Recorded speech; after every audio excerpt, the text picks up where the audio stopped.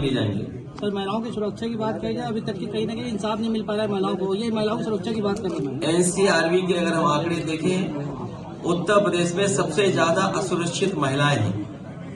NCRB के अगर हम आंकड़े देखें तो जब से भारतीय जनता पार्टी की सरकार दिल्ली में आई है, 1 लाख किसानों ने आत्महत्या की है। अगर हम एनसीआरबी के आंकड़े देखें तो उत्तर प्रदेश कस्टोडियल डेथ में सबसे आगे बढ़ता हुआ नजर आ रहा है। सबसे ज्यादा बेरोजगारी यहां पर है, सबसे ज्यादा नौजवान निराश हुआ है। तो एनसीआरबी के अगर हम आंकड़े जाने और देखें तो उत्तर प्रदेश बहुत पीछे दिखाई देता है। सर, आपने जो पीडीए बनाया है, ये उत्तर प्रदेश में समाजवादियों ने मेट्रो हर शहर में दी।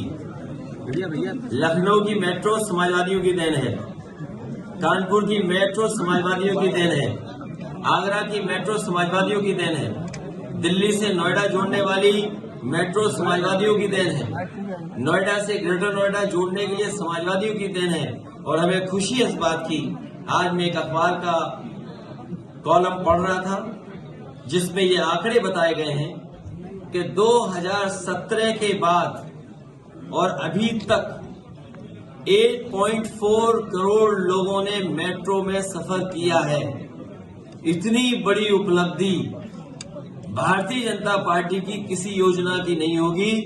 जो लखनऊ में समाजवादी पार्टी की सरकार में बनी थी मेट्रो, उसकी उपलब्धि दिखाई दे रही है।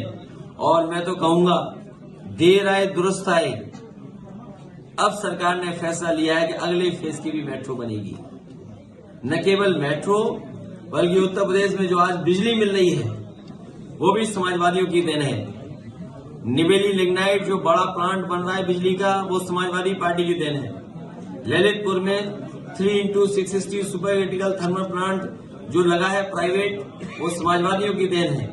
कानपुर में पनकी में जो 1x660 super critical thermal plant लगने जा रहा है, वो समाजवादियों की देन है।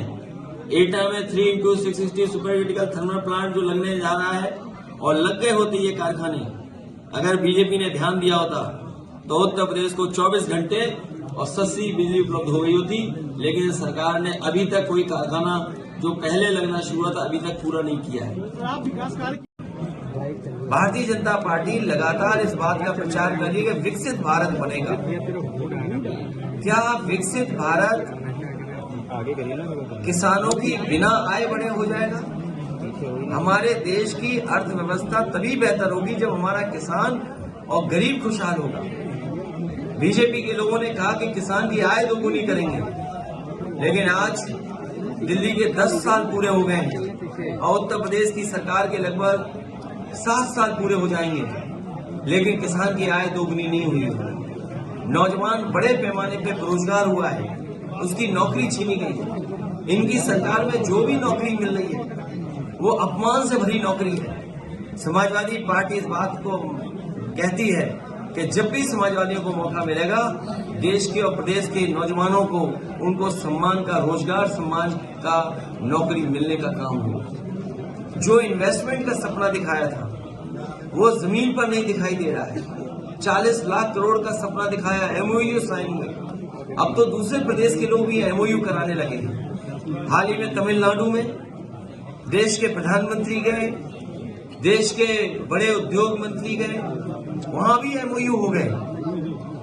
अब सोचने की बात यह कि क्या उत्तर प्रदेश में जो एमओयू किए थे वो जमीन पे आ रहे हैं? और जिन इंडस्ट्रियल पॉलिसी के तहत इन्होंने इन्वेस्टमेंट मांगने के काम किया था, क्या उन इंडस्ट्रियल पॉलिसी के तहत योजनाएं जमीन पर पहुंची हैं? क्या उनको इंसेंटिव दिए गए हैं? जब बजट में इंसेंटिव का पैसा नहीं था या इंसेंटिव के लिए कोई बजट नहीं था, तो फिर इन्वेस्टमेंट क्या आया है? कानून व्यवस्था पूरी ध्वस्त हो चुकी है और उत्तर प्रदेश ने ऐसी लूट कभी नहीं देखी होगी। हर स्तर पर लूट है, चाहे वो थाने हो, चाहे वो तहसील हो या कोई विकास कार्य हो रहा हो। इतनी लूट उत्तर प्रदेश ने कभी नहीं देखी जो भारतीय जनता पार्टी की सरकार में हो रही है। इतना भेदभाव, इतना अपमानित करने का माहौल, कोई सुनवाई किसी की नहीं है। इसलिए आने वाले समय में ये हम सब लोग मिलकर के भारतीय जनता पार्टी को सबक सिखाने का काम करेंगे।